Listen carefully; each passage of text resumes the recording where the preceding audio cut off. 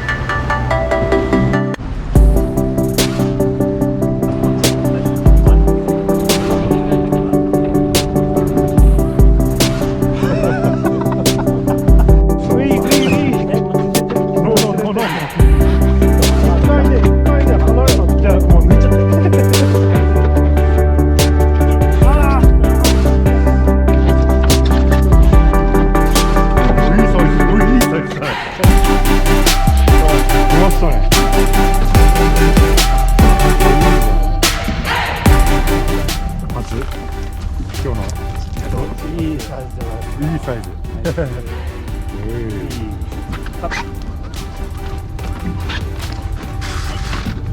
今日一だよね。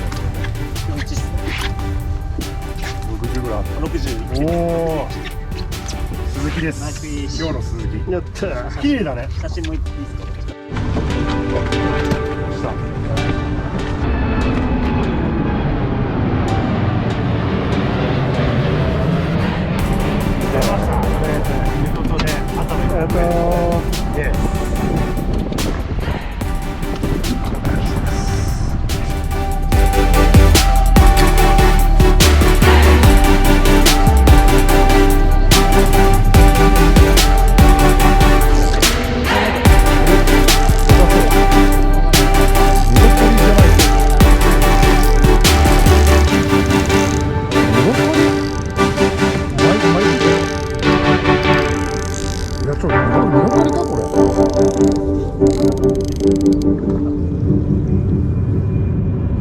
あ、出た。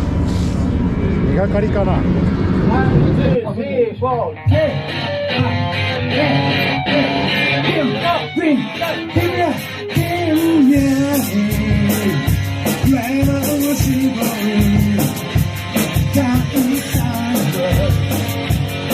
激しく注ぎ